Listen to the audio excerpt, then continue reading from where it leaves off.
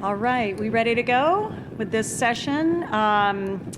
Welcome. My name is Cathy Holley. I am publisher and editor-in-chief of Flavor and the Menu magazine. I've been speaking at a few of these sessions, so I may have seen you there.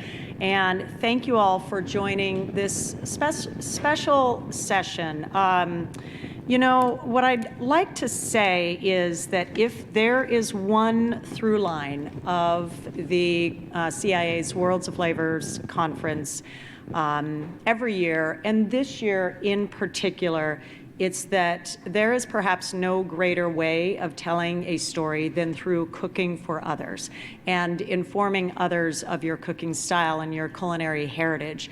The importance of that, especially now, I think we all probably can collectively understand is significant and consequential. And so these are stories that every time a chef presenter is up there, we have been told a story, a beautiful story of, you know, of their culinary heritage. And the takeaways of that is really, it should be significant to our personal lives and to our professional lives in the food service industry, no matter what level. So the learnings here are really key. And this is a great headline to wrap up the last day of this conference. So with this session titled Taking a Stance with One's Food, Stories of Origins, Justice, and Equity, and How to Share Them with Others. Here we will hear from two very diverse perspectives and viewpoints, and we'll take away some new learnings here. You probably saw both of these chefs cook yesterday, as there was a general session at the end of the day yesterday, and so I think probably both of them are familiar to you. You've probably tasted their items in the marketplace meals, so they should come as some familiarity, but I want to get going. First up is Hillel Echo Hawk. She is Seattle-based, hails from Alaska, and we heard her story yesterday, and it was very moving and very powerful, and we know that she is a chef specializing in indigenous cookings and has a really powerful story behind her passion. And so we'd like to bring up Chef Hillel Echo Hawk. Welcome. Thank you for being here. So you are based in Seattle, and you also, and I don't think we had a chance to talk about this yesterday in your session, Birch Basket Catering, in which you really profile and showcase some really unique ingredients that you are very passionate about. So maybe touch on that too. I don't want to take away from your time in cooking, but we want to hear more from you. It was such a moving story yesterday, right? Right. Yeah, and I was going to touch on that today. Great. Yeah, so nawak watakoka tererapiti watias. Good morning. My name is Hillel Echo Hawk. I am a member of the Pawnee Nation of Oklahoma. Thank you for having me here today, and good morning. Yeah, so Birch Basket Catering is my catering company. I focus on traditional indigenous foods that are pre-colonial. So I don't use anything that was brought over by Columbus or any colonizer food. So what I have before me is seeds that my tribe has grown. We have two different kinds of black beans and painted like a horse red beans, which you can't get these in the store. Most beans from tribes you can't get like in the store or even outside of the tribe. And there are 574 federally recognized tribes currently in the United States. And within those tribes, there are different bands, and every band has their own beans and corn and squash. And so it's a very beautiful and complicated agriculture system. It's not just, and when I say agriculture system, I mean every tribe from the East Coast to the West Coast to Alaska grows. They grow something, multiple things. They fish, they have all sorts of things that they do, and it's all unique to them. It's not just like one across the board. And that's just one of the many things that when colonizers came, they tried to destroy. And we've been fighting and fighting to get back. And it's, like I said in my story yesterday, it has taken many generations to even get these 3 beings back. So. Yeah, and so that's a good segue into using the power of cooking and showcasing to attendees and audiences, right, your story, right? Right. And this is good. We want to know what you want us to, we want to understand what you would like the rest of the world to know about your process and your mission of preservation. Right. Yeah, that goes excuse me, that goes kind of into the name of Birch basket. In Alaska, birch is one of the main trees in Alaska. They're from the top to the bottom of Alaska. And you can eat every single part of a birch tree, from the leaves to the root. Yeah. And every part of it has a different either medicinal, thank you whoever said that, or just a delicious part to it. And they also make these gorgeous baskets. I mean, just look up a birch basket on the internet and you will see these incredibly gorgeous works of art. And so it's one of the things that I wanted to do with, when I decided to start a company, was what kind of name did I want to have? Because names are powerful. Yes. Names have a lot of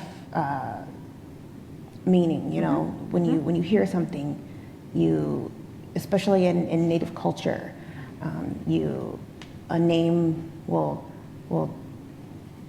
make or break you. And so with Birch Basket, I wanted people to feel comfortable. I wanted people to feel welcome. I wanted people to know that I was going to feed them and that they were going to be a part of what I was doing. Nice. That whoever was coming into, whoever was going to be at my table, that they were going to be welcome, yeah. And that they were going to be a part of what I was doing. That's great. That's great. All right, what are you preparing for us today? So I'm preparing a 3-bean pawnee salad with roasted vegetables and a plum vinaigrette. Beautiful. And plums because of, I chose plums because of trade routes. They typically aren't in the like the plains areas, but because of trade routes, the Pawnees had dried plums. Okay. And so that's why I chose the plums. I also wanted to talk a little bit about the I Collective, which is a sweater that I'm wearing. It's a nonprofit that I'm a part of, and it stands for Innovative, Indigenous, and Independent. It's a group of Native cooks, seed keepers, knowledge keepers, and innovators in the Native food community, basically. And we all work in our communities. We all, like, we don't have like a building anywhere that's like, you know, this is the iCollective hub. We have a Facebook group chat, and that's how we communicate. And it's been kind of amazing, the stuff that we do. We do pop-ups all over the country. We have members in Canada, down to Oaxaca. So if you want to know more about iCollective, go to icollectiveinc.org, and you can learn more about it there. So I'm going to put together this salad. Thank you so much to the 2 volunteers who put this together yesterday. Just give them a round of applause, please, because they did such a beautiful job. Yeah. Okay. So put this over here. Oh God. Sorry.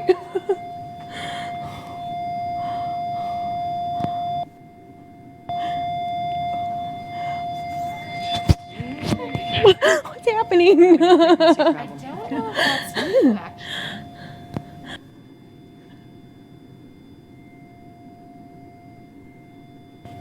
I don't think that's you. Oh, it's not me. Okay. Must not be you. All right. Okay, it's not me. I can stop panicking. Okay. Okay. Well, with these, with the salad, it's a bean salad. You can do so many different things with it. I chose to put in some bay leaf while the beans are cooking. You soak them, you clean them, and you cook them until they kind of puff up a little bit. You can see that they're quite a different size. Can you see that? Yep. Okay. Yeah. Okay. It's so weird to like see the differences. Yeah. It's like looking in a mirror, but okay. Yeah. And one of the amazing things about, especially the painted like a horse beans, is that they don't get mushy. I have cooked these beans for hours, and they don't get mushy. I was just like, that's amazing. They get tender. They're tender. They don't get mushy. Same with these beans, these black beans, and these ones, they get a little bit mushy, but they're still quite delicious.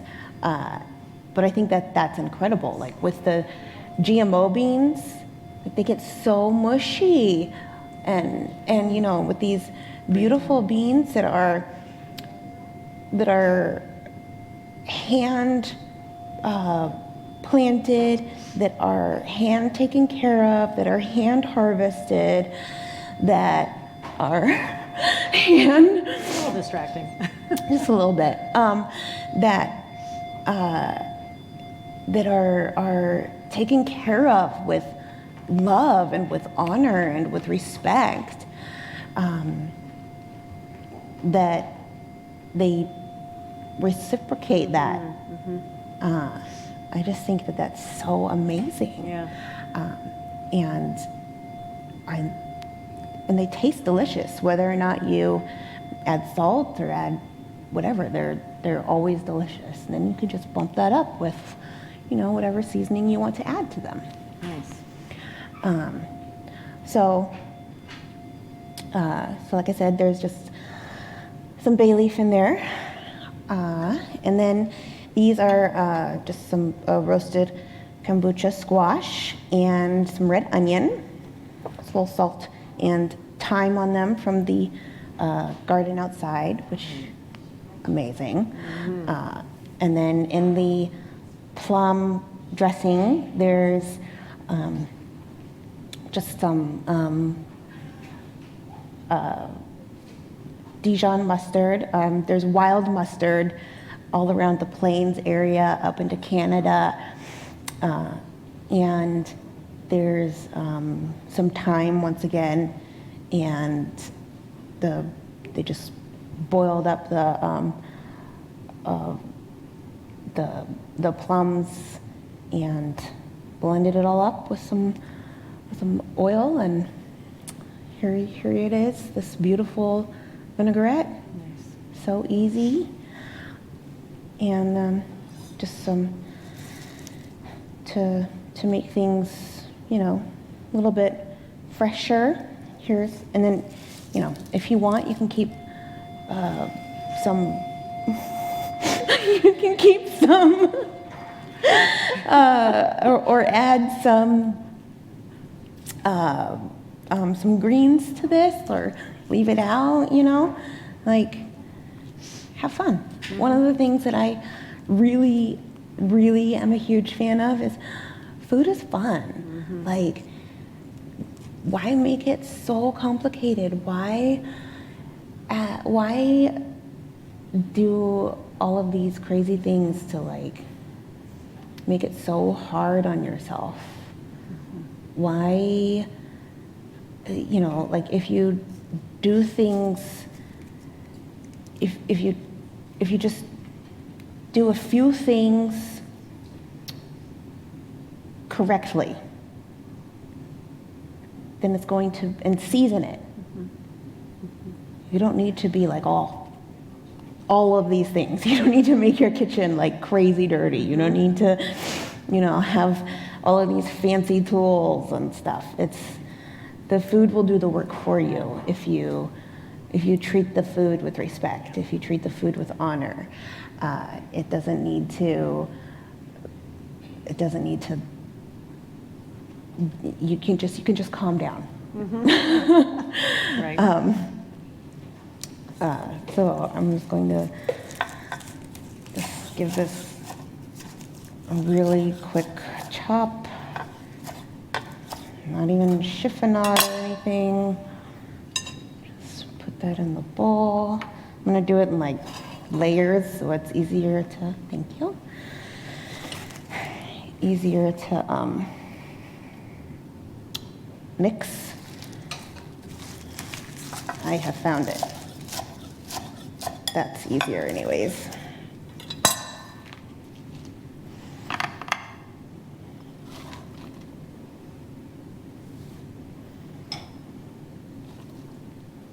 Thank you.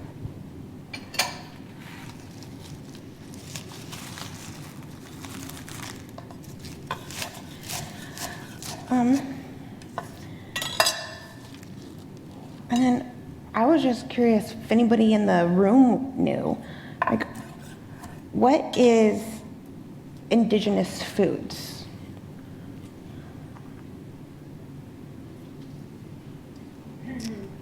Anyone? Tomato, corn. You're not in the room. Oh. Planting hints, yes. Right. Yeah. In the room. You're not in the room. Shout them out. We've got Uh-huh. potatoes. Corns, right? Beans. Vanilla, Sumac. Uh-huh. Okay. tomato. Uh-huh. Tomatoes. Okay. Those are some easy ones. What are some other ones? What are some like non-common ones? What are some like Birch tree. birch? Over here. Cactus. Cactus. Nettle. Uh-huh. Wild mushrooms. Berries. Uh-huh. Juniper. How are we doing here? Doing okay? Mm-hmm. Yeah? I mean, mushrooms are everywhere. What? Mushrooms, if we didn't have mushrooms, we wouldn't have anything. Yeah. Thank you. Uh-huh. Mm-hmm. Salmon, yeah. Salmon. Mm-hmm. What about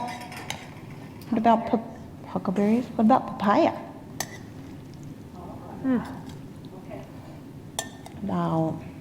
What about mangoes?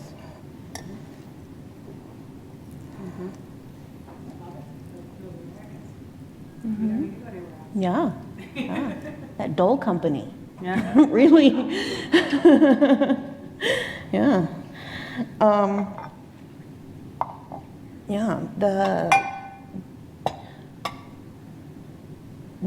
world, thank you. So much of the world's food has come from what is now North, South, and Central America. And people don't even realize it. Like, Italian food would be drastically different still if tomatoes had not come across the water.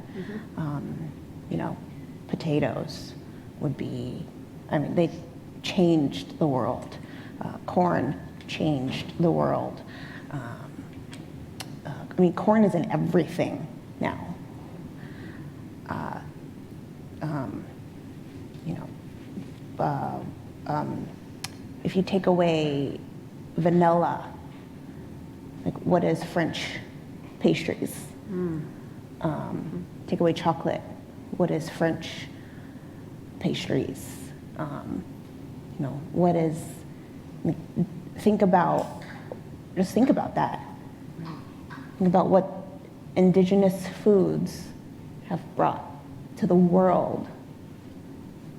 And then think about what happened when colonizers came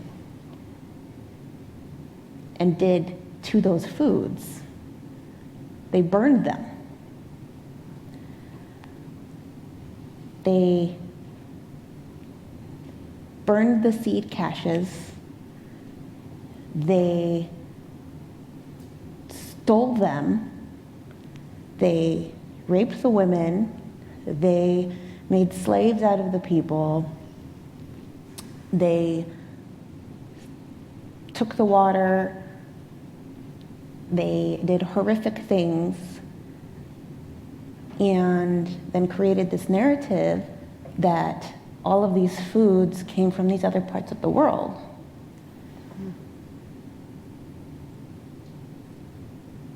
And now it's this new fad that, oh, all of these really cool indigenous foods, these native foods are coming from, it's like a new thing. But it's not. It's been here for thousands and thousands and thousands and thousands of years. It's like quinoa. It's like a new thing. No, it's not a new thing. And so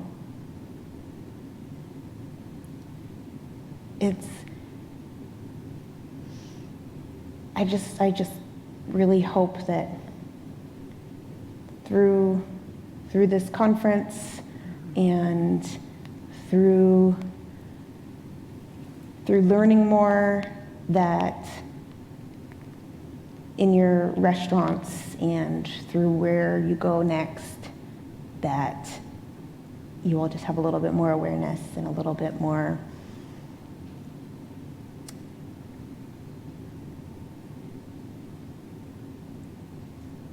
more awareness about where the food is coming from.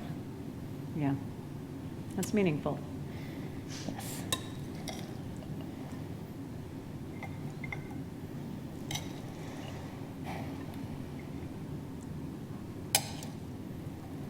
So in promoting in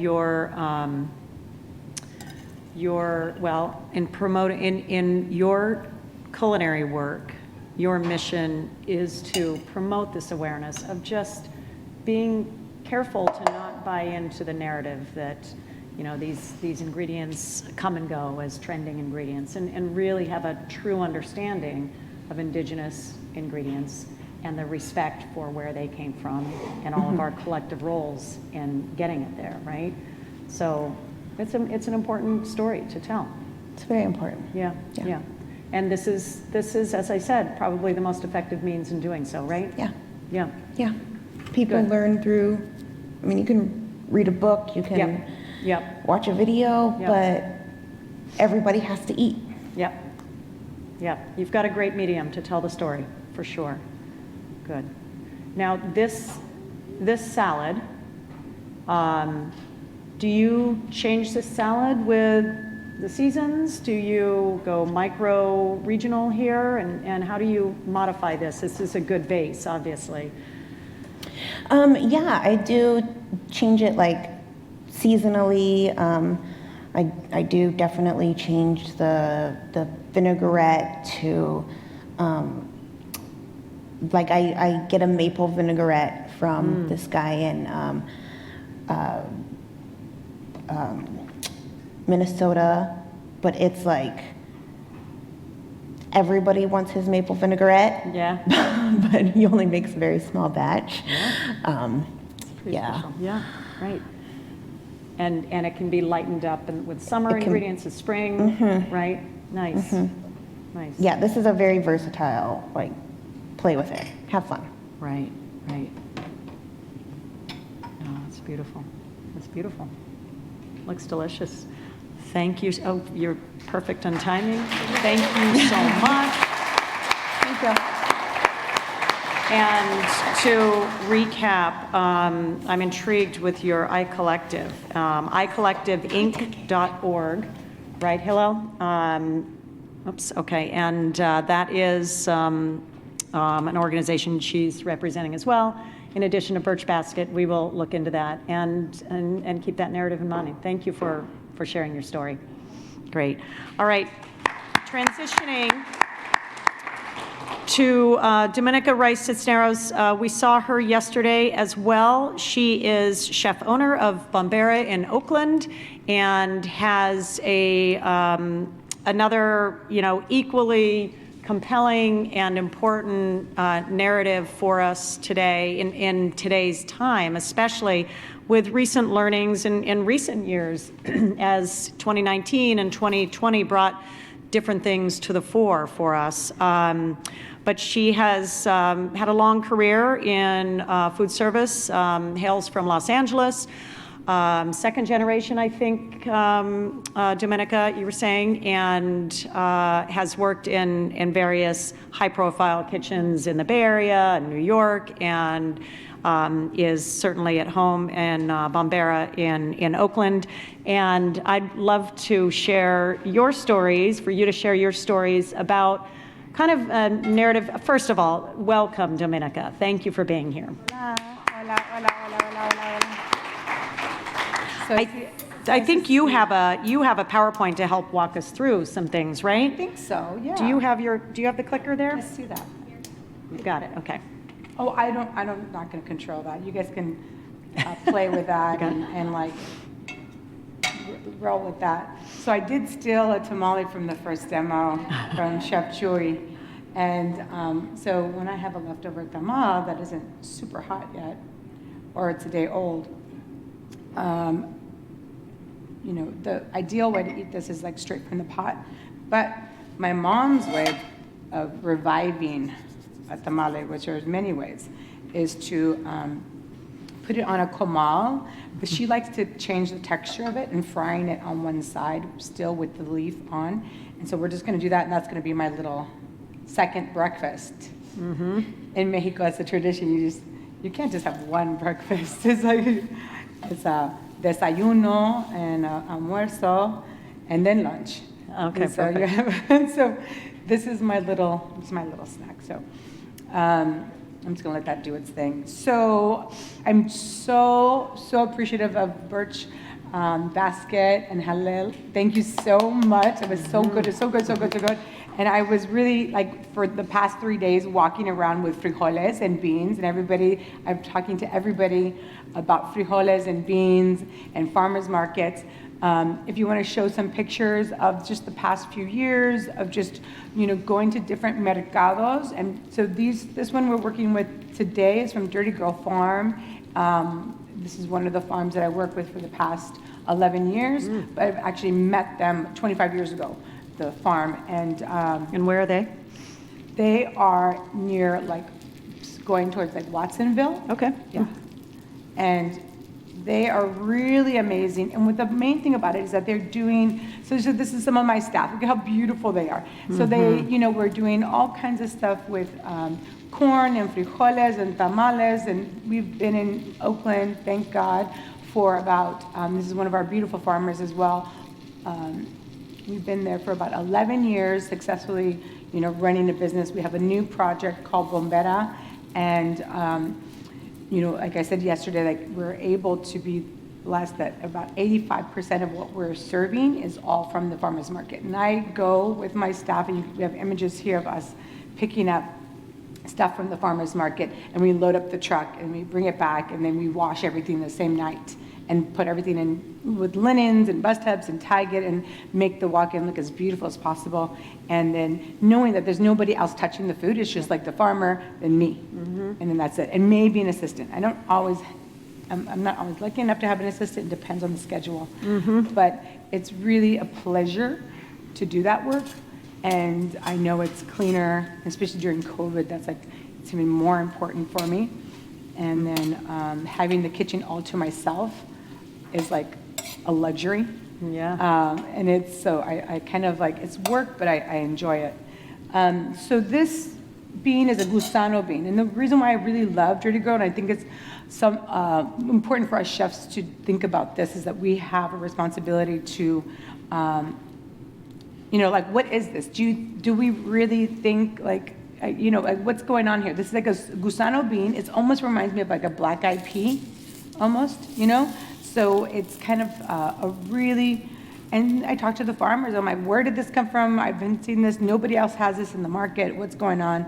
I have to buy like a case and tell me the story. They're like, well, we have farm workers from all over. We have people from Oaxaca. They all have a little plot that they do their own thing for their own family. And if there's something interesting coming in, they go visit for Christmas, come back with some new varietals, some heirloom beans. And the heirloom beans are amazing. I love all the work that Rancho Gordo is doing, and we all have to support them. But it's also more important to realize that we have to support these farmers markets, because otherwise, if they bring it to market one year, the next year, if we don't buy it as chefs and we don't order it ourselves and pick it up ourselves, a lot of these people don't deliver, and they won't plant again for the next season. And then we're losing that intellectual property here that kind of like that is native to our soils of the Americas. And in North America, the farming is amazing. We can feed the world with all of the stuff that we do here, but it all ends up being like 4 types of beans. And all these restaurants have like pinto, black, cannellini, cranberry. So it's just like, we're all going to have the same menu. It just gets boring. So we have to think outside of that. So that's part of the job, is keep it interesting for the customers, but also supporting the farmers so that they keep bringing in new products, and especially from Mexico, and especially if it's from Oaxaca, even better. So for the gusano beans and rana rojas, what it says on the menu. So the thing is, like, don't get hung up on this. This could even be something like a nice green bean. So don't get tied up on this. Like Dominica says, it has to be gusano or rana roja. You're not going to find this at the grocery store. You know what I mean? And Cisco is not going to have this on their list for the country club, brunch special. You gotta go to your, and this is something, I was sent. This is something important for all of us to remember as chefs. Like, I was sent from San Francisco to fly to New York to do a gallery dinner, right, for a client. And they had 2 galleries. And I wrote this nice summer menu. It was like, doke confit with like vinaigrette with mission figs and, balsamic dressing casella, on crunchy, lettuces. And I get there, I go to the farmer's market, and I'm like, who has the figs? Because in Ferry Plaza and in San Francisco and all the mercados in San Francisco, everybody has figs at the same time. And there's all kinds. There's red, there's green, the casella. And I go to New York, and they're like, oh, you're from California. No. Figs don't grow well over here. There's like one guy who has figs, and he's not selling them to nobody. So it's like, I was just like, oh my God, that's right. Okay, I had to rethink it and reshift it. So all the farmers were like laughing at me, but I was like determined. And then I met this guy from Jersey, and he had a pile of lima beans still in the pod, fresh, and they were gorgeous. These green pods. He had that and cauliflower, and that was it. You know, and I'm just like, okay, I'm taking a case. And I just simmered those and then turned that into a really lovely white lima bean salad to go with the duck carnitas and the duck confit. It just worked. Even though it's a total opposite of figs, right? It's like, no, it could still work. You know, everything, it all works. So with this recipe really quickly, I like to do a little sofrito, but you don't have to do this. You can just boil some fresh beans. This is the time of year that you have the shelling beans, and even if it's a dry bean, but try to find them from the farmer's market or from Rancho Gordo or something from that you know is a fresh bean, because I hate going to Whole Foods and buying some black beans that never cook. Jesus Christ, it stays duro for you'll be cooking for 2 days, and that bean is just never going to soften up. These fresh beans, these are incredible. They'll cook up in 35 minutes. So I'm just gonna simmer this. Can you help me with the simmering? I'm always afraid each stove and oven has their own little personality. So we're just gonna let this simmer really quickly. And then once it's like simmered in with the sofrito, which is just, thank you, onions, garlic, a little, you don't have to add carrot, but I like to add carrot. It could even be roasted carrot. But saute it up with some olive oil, some bay leaf, or rosemary, whatever is your fancy. And then just season it up a little bit. So that's it, and that can just sit. That can just sit. And you can just turn it off, and then what I do is I like to plate it up, kind of a little warmer than nothing too hot. So, and then when I cook these, I just cook it immediately with salt. When I'm adding cooking beans as water, I'm adding salt from the beginning and a little bit more at the end. I'm adding olive oil, onion, and garlic. I like to make sure that it's and some bay leaf, making sure that the aromatics are there.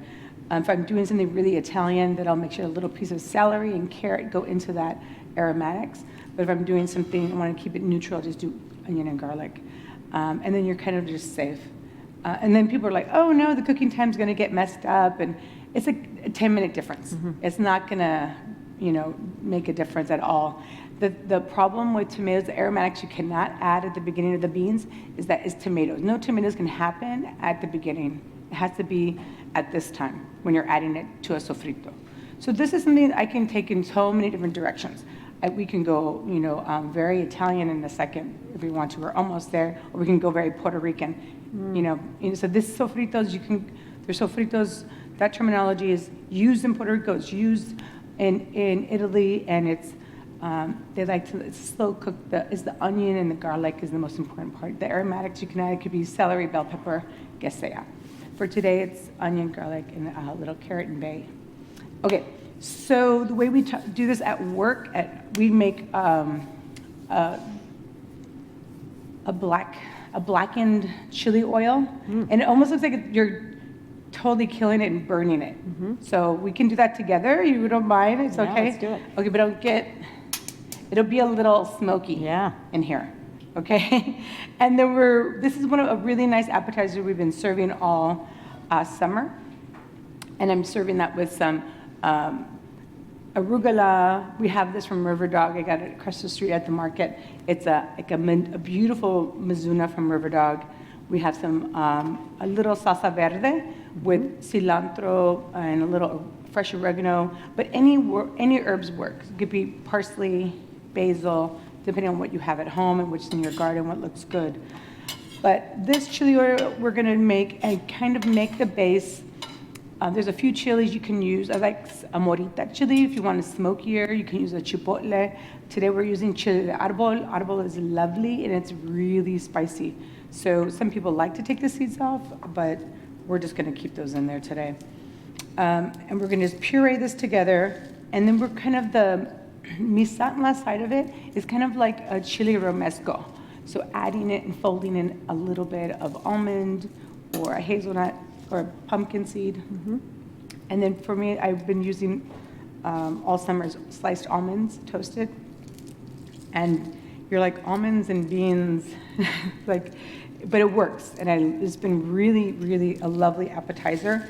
And we'll serve that with extra little grilled veggies or roasted carrots. But it's just been a lovely thing. This chili oil is a great way to make a little base for a lot of other things. This chili oil, and it can stay in your refrigerator for like 2 months. You know, it's just not going anywhere. But you want to use it every time you're making a pot of beans. I'll just put a scoop of this chili paste. If I'm doing a sofrito, I'll add a little teaspoon. If I'm making a romesco sauce, this is the base. So you'll use all of it, kind of a thing. So this is warm. We have the garlic, the oil. I'm gonna add a little fresh oil, the olive oil, to the bottom of this, please. Like about maybe half a cup. Cold olive oil. Try to get something on the buttery sweet side, nothing too bitter. This is good. I'm gonna give that to you. And the reason why I'm putting the cold oil here is because I don't wanna ruin the Vitamix and melt it, because we're gonna get this really hot. And it's gonna be delicious. And I like to puree it. Ay, Dios mío. I want this to get a little hotter. I want it to be like wok hot. Does it go a little high? Okay, we're good. Okay, almost there. I'm gonna take a spoon. So like I said, on Tuesday, I wash everything. Even the radishes, the radish tops, everything we use, everything. I like to rinse and use the same wash bin, the prep kitchens. We have a drain board, wash bin, a strainer, huge. And so I start with the cleanest greens, and then I move into that washing everything. And the last thing I wash using the same water is the cilantro, because that's the one that has the most sandy soil. And it's just something. But then after that's all cleaned and drained and put away, that water I put into the garden. Yeah. Because you don't want to just be changing out and wasting all this water over and over. So I always start with something fresh, like an arugula, something that the cleanest goes in first. Yep. Clean to dirty. And with the sandiest, like the radishes. So for us this was a salsa taught to me by one of my staff, his mom, and they're from the Jalisco and Guadalajara. They're from that part of the northern Mexico. And this is something a condiment that you would add to your condiments if you're doing a pozole or a menudo, and you have this really nice spicy, which is very in moda right now, is salsa macha and all those really spicy, where it's just garlic and chile and oil. But so this is getting really dark. It's gonna go really fast. Okay, ready? Okay. So this is chile de árbol, and there's some that are toasted and or untoasted. These are, I guess, were already toasted, which is fine. I hope you guys can smell. Turn that fan off. I want them to smell this. Turn that fan off. And she was making this because we're doing. Okay, now we're now I'm like, maybe we should have the fan on. No. I'm gonna give it up. We're gonna do this together.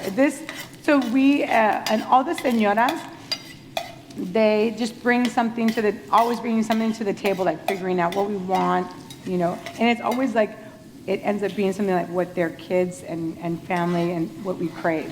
So that's what we have on the menu. Really, really dark right here, the chiles. Okay. And then we're gonna transfer. So everything's really dark. It's almost at that totally burning.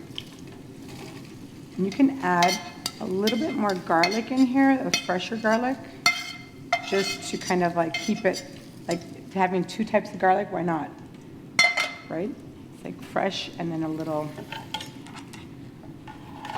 uy, Dios mío. I like to add the salt to this. And we're gonna, don't throw away that oil. Because if I don't use it now, you can saute it into the onions.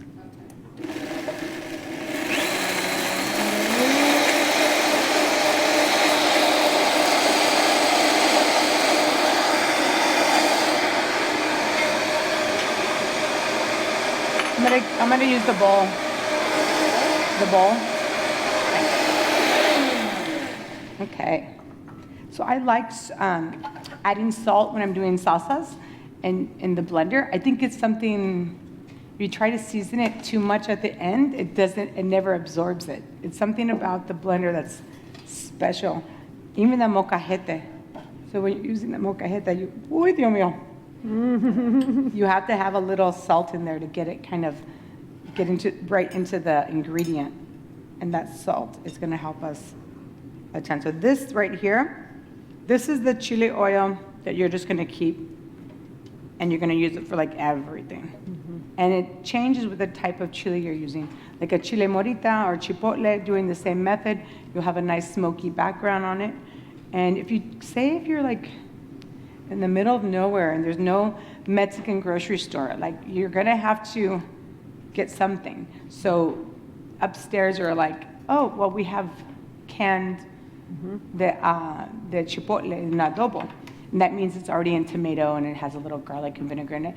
Use that. Just only fry the garlic part and then puree the chipotle part, but just a little bit. Otherwise, it's just so overwhelming, that smokiness. So I'm not supposed to use my hands for tasting. I won't. Okay, so this is gonna be really quick so I can see how I use this. Salty. So good. Okay, what we do at the restaurant, I'll say this for later, is that I have my woodstone oven. I'm so happy to see woodstone here. And then I also have my mesquite grill. And so I just have my toasted almonds, and I'll just kind of keep it over the grill, keep it warm. I add the chile on one side. And it's not really looking for a sizzle. It's just doing that because, well, let's just keep this here because this is really important. And then I fold in a little bit as orders start coming in. They come in like orders of like three plates, 2 orders. So I just kind of like take a little corner and I add a little of chopped onion or shallot. It's just with a little white vinegar. And then that's it. I just kind of start serving from this corner. And then all night I'm kind of just folding it in a little bit more. And so this is my version of a salsa misatla. And you can use this with pumpkin seed. In the Yucatan, they use this with pumpkin seed and make it into like a paste. And it's like a pumpkin chili butter that you use on tortillas, which is amazing. But I like the chunkiness of it because I worked so many years in Italian and French kitchens that I like the romesco style of it. And for romesco sauce, that's always like a chili paste, like almost like a harissa paste, and you're adding in like hazelnuts and olive oil and things like that. But this is kind of, I like that crunchiness to it. So that's what we're gonna be doing right now when we do plate up. I'm trying to find a regular spoon. I guess I just use this. Okay, so we're almost close and ready for plate up. Let me see, what is this thing? Nada? Okay. So this is a salsa verde. You don't have to make a salsa verde, but I like having something, textures on my plates and something aesthetic and some little veggies and, try to make myself feel good. Like I'm not just eating pork belly all day. I'm having veggies with that, so I'm not just, so I like to balance it out, right? And I just feel better about myself. And then this right here is just gonna be, it's like a chimichurri. It's like a salsa verde. You can just use all green onions. If you just have scallions in the refrigerator, pues yeah, it's all green onions. Whatever you have. And then the thing I like to do is adding a little bit of pounded garlic, salt, and a jalapeno. And this is another sauce that can stay in the refrigerator for at least, max is like 2 days. The main thing is I do salt it. I put the olive oil. Then I add this. There's no vinegar added to this yet. And I was talking to some of the kids upstairs, showing them how to chop up cilantro, make sure that there's no sand in the middle. Use the stems. The stems give it like a nice freshness and an airiness and brightness to the dish and to the salsa verde. And it's a nice surprise especially if people think it's just gonna be a French style salsa verde and they think it's just gonna be all the sweet tarragon and chives and basils. It's nice to get a little, all of a sudden, like what do I do with all these cilantro stems? Like if you have a Mexican restaurant, you just like end up with these bundles of stems everywhere. I just like chop them all into the salsa verde. So this is something I like to serve over carne asada, and I like to serve with a dish like this. This is a little bit chunkier. Then I'm gonna take the big pieces out. Okay, and this is just having this here. There's no acid, so there's no fear of this turning a funky color. So as of right now, this is fine. It's seasoned with salt, little garlic, pounded jalapeno, or even red jalapeno, whatever you have. Yeah. If there's no chili, don't add chili. Okay. No stress, por favor. No stress. So this is what I do when I'm doing service, is, you know, I'm like looking around to see what I have on the line. There's always like pico de gallo.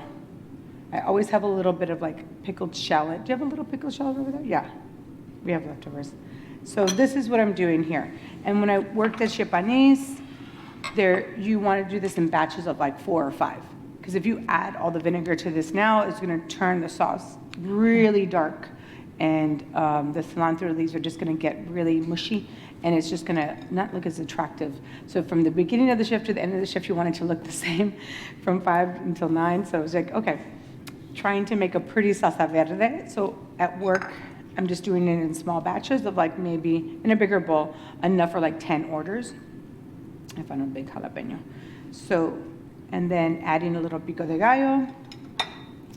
And that's something, it could just be, even if it's a pickled carrot or a pickled jalapeno, something with a little lemon juice or vinegar, something to brighten it up.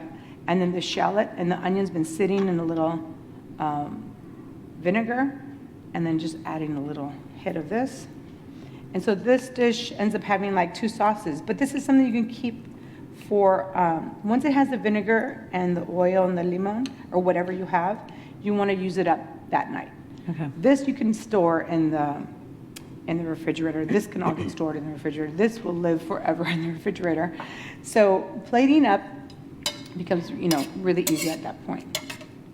So just so you remember, see, this is my healthy part. I'm having like some good mizuna. You can do some grilled onion or roasted carrots. I had a little paring knife around here. Here we are. Okay. Okay, here we go. These little stems could be, we've been serving a lot of the river dog greens, the braising greens. So these stems go really well with all the baby chards and kales. So that I love. So let me see, what plate should we use for this? Maybe something white so you can see the salsa. Okay, here we go. So for us, we've been in downtown Oakland for 11 years. Our new project now is more on MacArthur, so we're in the middle of Oakland.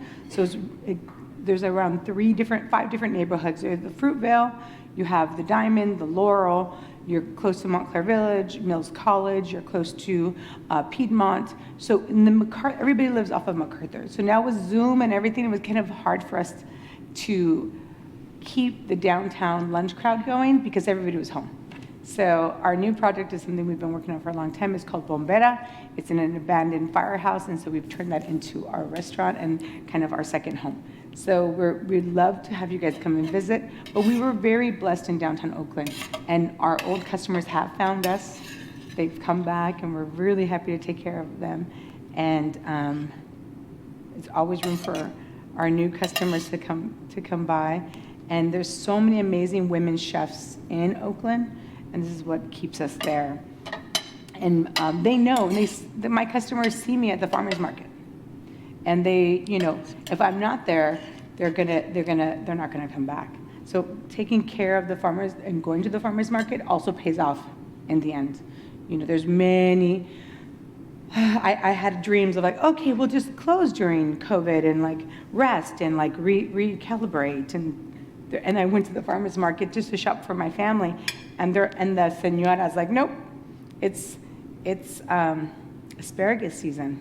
So you need to get back to work because you can't close. She's like, there's so many fancy restaurants that just decided to close. And they didn't call, they didn't tell nobody. They go to the farmer's market and nobody's picking up the asparagus, nobody's picking up anything. And they can blame it on COVID. But there's so many American taxpayers who cannot apply for unemployment because they're afraid that their paperwork, which is in process, or a family member or a child's paperwork in process of immigration will get affected. Oh. So it's not just them, but they're all American taxpayers. And that's so frustrating. And I was livid and I was crying. And I was lucky enough to get a lot of women in tech who are here in the Bay Area who are clients of mine. They gave us money and helped fund us so that we can, start getting back to work and, feeding people and homeless and feeding all kinds of people. Children, because there was emergency child care for essential workers. So we just really were blessed that they came out, and the women in tech, our customers, really helped. But for a second I thought maybe we could just take a break, but no. And so we were buying asparagus, and very, very, very blessed that we were able to serve really good product to a lot of really great shelters and ER workers and firefighters and Very nice. yeah.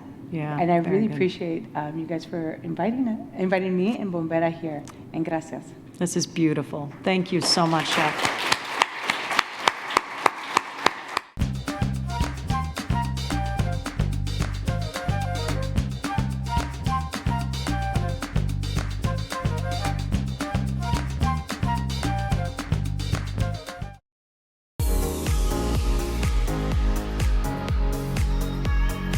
Hi, I'm Andrew Hunter, chef for Kikkoman Sales USA.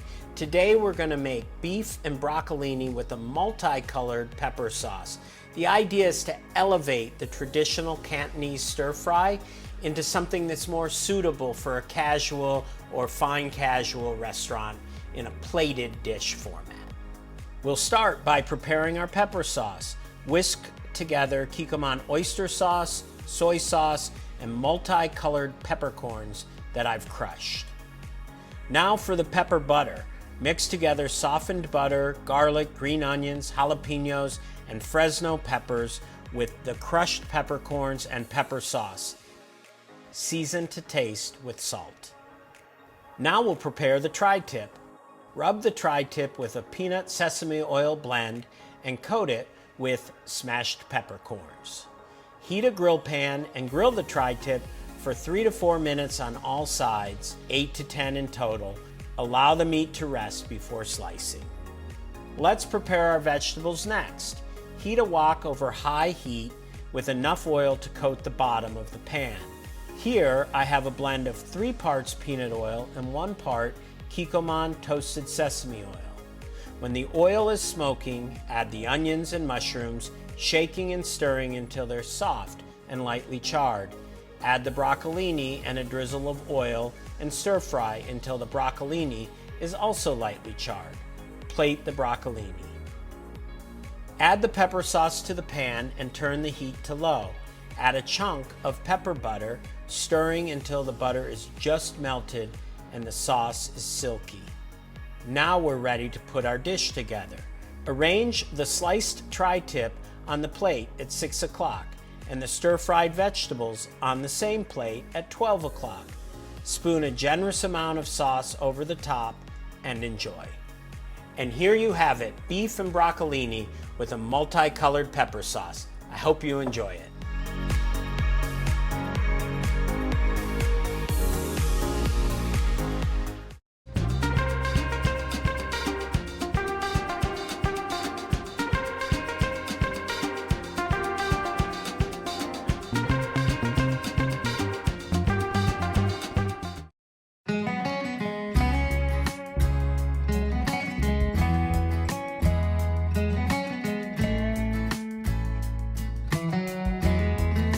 We're here at Charleston, South Carolina at Rodney Scott's Barbecue, and I'm the pit master.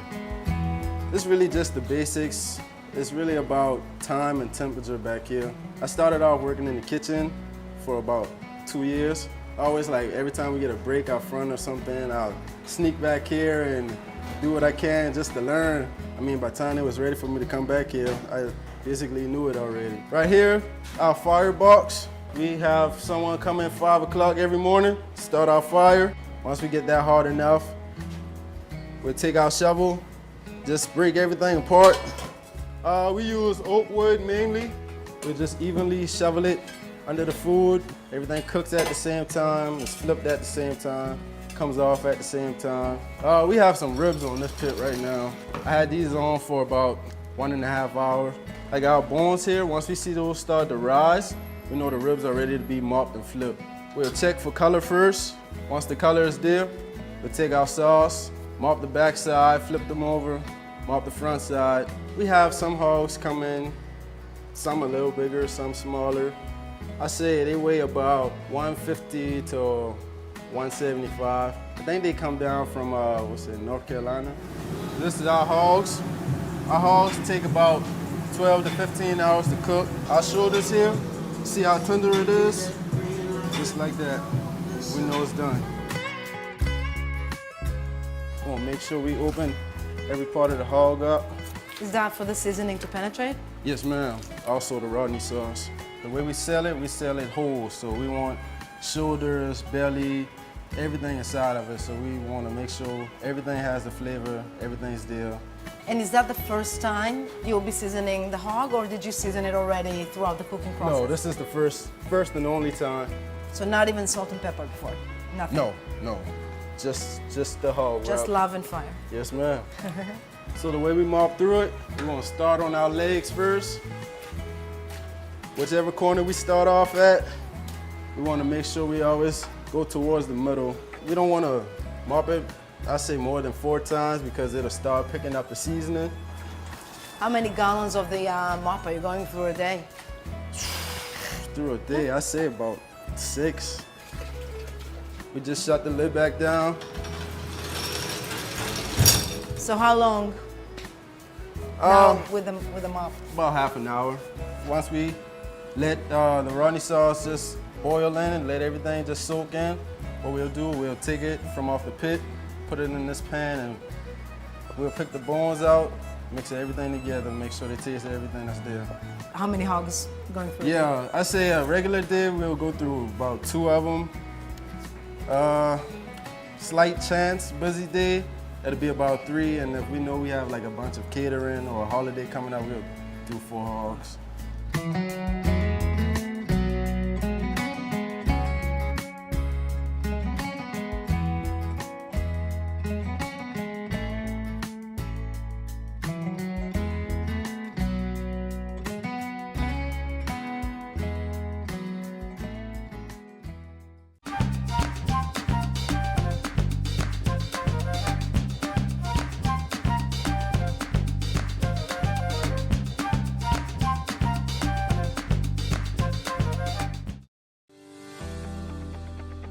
Today, we're giving everyday egg salad extra depth and flavor with the addition of savory smoked ham. To start, I'll combine all of my salad ingredients. In a medium-sized mixing bowl, add the chopped hard-boiled eggs, cubed pieces of ham. I'm using Applewood smoked ham today. Fennel, celery, shallot, dill, chives, kosher salt, black pepper, and cayenne. Gently toss all of these ingredients together and set this aside as we make our dressing. In another medium mixing bowl, add lemon juice, Greek yogurt, mayonnaise, stone ground mustard, honey, garlic, and olive oil. Whisk all of these ingredients together and season to taste with salt and pepper. Now we'll put our salad together. Toss the salad ingredients with the vinaigrette and season to taste. To serve this, I'm layering some butter lettuce leaves on the bottom of the plate and placing some salad on top. Garnish with more chives and serve. So there you have it, our finished egg salad with savory smoked ham and fennel, tossed with stone ground mustard vinaigrette. Find this recipe and many more at ciaprochef.com/ham.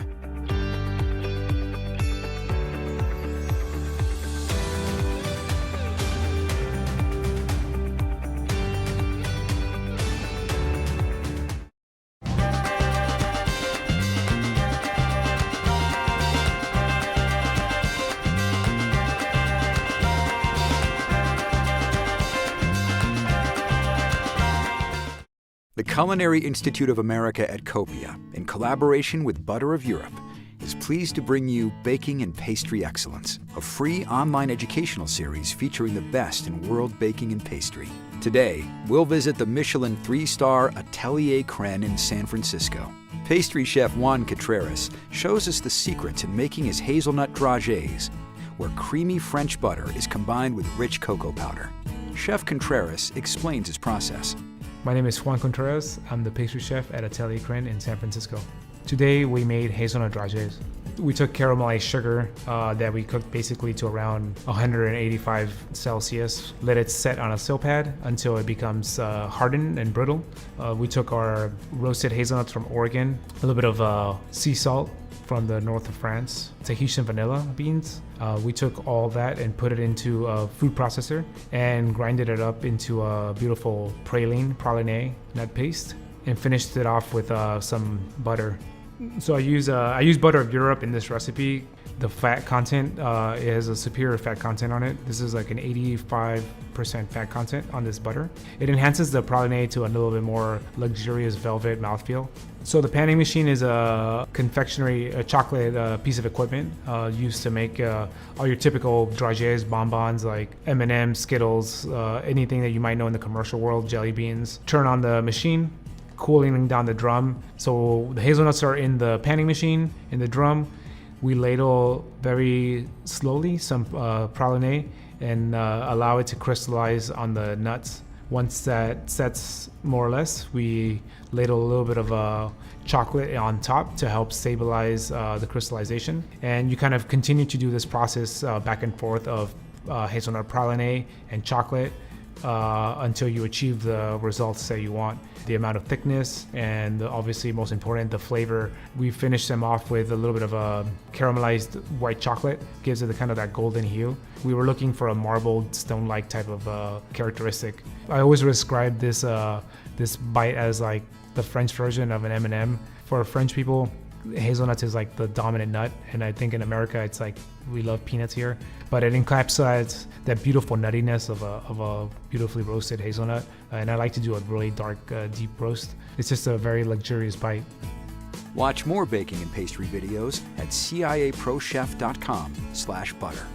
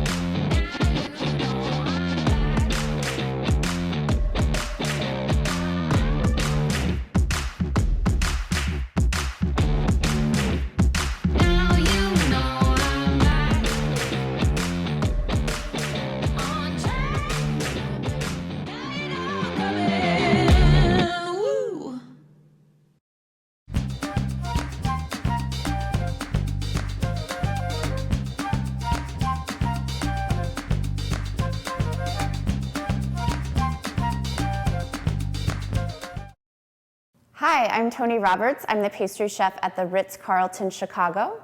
Today we're celebrating the worlds of flavor with the perfect puree of Napa Valley. So we're going to start the day in Montreal for breakfast with black pepper ham and Emmental crepes with the perfect puree peach ginger blend and maple sauce. And then we're gonna follow up with the butter. I'm gonna switch to a whisk here. And just get the butter in and just whisk until the butter is melted in. And Emmental cheese and ham, we're gonna give it a fold, give it another fold. So we're just gonna pour this right over the top. And then to finish, some fresh black pepper and some chopped herbs. Today I have some chive, and there you go. A beautiful brunch or breakfast dish. Next up on our culinary journey, we're stopping in Mexico City for vegetarian cauliflower tacos with a peach ginger slaw. We are going to add our peach ginger blend. So here we have our coleslaw, everything's in. We have our peach ginger blend, it smells so good. Some white vinegar, fresh lime juice, and some toasted chopped pepitas. So we're just gonna take our plate here. I have our warm corn tortillas. I'm gonna do a little bit of the spicy mayo, a few crispy fried onions, and there you have it. Roasted cauliflower tacos with the peach ginger slaw. So we're finishing our day with some sweets in Sao Paulo. And go ahead and blend it smooth. So here we have our brigadeiro mixture. And then from here, just use a little ice cream scoop, or you can use a spoon or something else. And you're just going to make little balls, pop them out, and then in your hands, roll them nicely into a little ball. And here I have some yellow nonpareil sprinkles and some orange to celebrate the peach ginger colors. And we're just gonna take our little ball, roll it in here, cover it in the sprinkles. And then these just get placed in bonbon cups, ready for your guests. I've had so much fun on this culinary journey with the perfect puree of Napa Valley. We began our day in Montreal, where we made black pepper ham and Emmental crepes with a peach ginger sauce. Next up, we headed to Mexico City to prepare vegetarian roasted cauliflower tacos with a peach ginger slaw. Then we ended our day with sweets in Sao Paulo with peach ginger brigadeiros. Again, all of these recipes can be found at www.perfectpuree.com/WOF. While you're there, remember to check out our complimentary sample program and try all of the flavors for yourself. Enjoy!